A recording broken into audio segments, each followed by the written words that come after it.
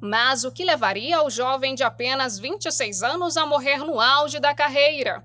Natural de São José de Ribamar, o maranhense Gabriel Protásio Gomes, ou simplesmente Gabriel Popó, como era conhecido no mundo do futebol, teve a vida interrompida de uma forma repentina. O atleta morreu após sofrer um mal súbito enquanto se preparava para mais um dia de treinamento. Ele foi encontrado desacordado por um colega de equipe dentro do alojamento e imediatamente foi levado ao hospital, onde não resistiu. O laudo do Instituto Médico Legal revelou que a causa da morte foi o infarto agudo do miocárdio. Hoje tem sido cada vez mais frequente recebermos notícias de morte súbita em pacientes jovens, ou através de amigos, ou através dos meios de comunicação, ou até de mídias sociais. E isso é uma realidade. Esses pacientes têm sido expostos cada vez mais cedo a situações de estresse, ansiedade, depressão, obesidade, sobrepeso, dislipidemia, que é o colesterol alto, hipertensão.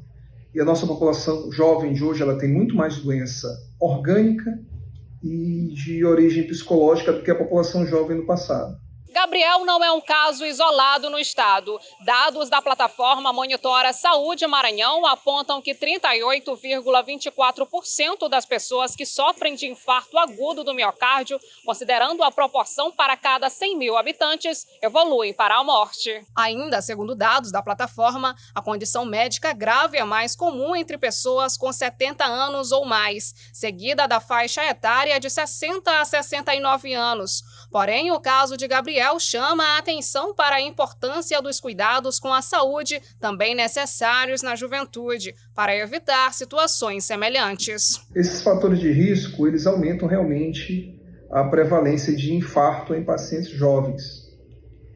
E esses pacientes, eles têm um diagnóstico mais difícil. Quando o paciente jovem chega na emergência com dor torácica, geralmente ele vai ser tratado para dor de outra causa. Pacientes sem comorbidade, em alguns casos, você demora a perceber que aquela dor é de origem cardíaca.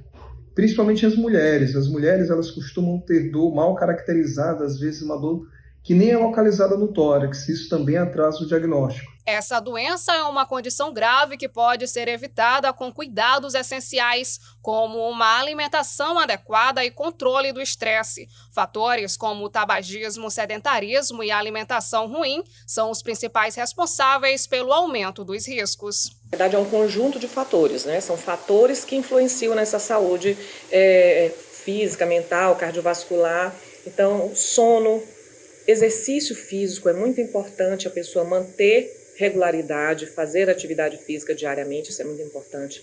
Quanto à alimentação, evitar os alimentos ultraprocessados, os industrializados de um modo geral, fast food, refrigerante, bebida alcoólica. É claro que tudo isso a gente está falando de modo geral, mas isso tem que ser individualizado em consultório, de acordo com cada paciente, né, com a condição atual do paciente. E em se tratando da alimentação especificamente, é muito importante manter uma alimentação natural, simples. O básico sempre funciona. Não precisa de coisas muito elaboradas. É voltar realmente para o básico. A alimentação básica é o que você compra na feira, no hortifruti, evitar alimentos que contenham muito sódio, isso é muito importante.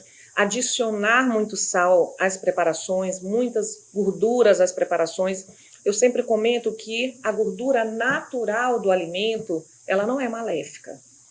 Maléfica é a gordura adicionada, a já gordura natural do alimento, tá? E a adição de muito sal. E isso a gente tem estratégias para minimizar essa utilização.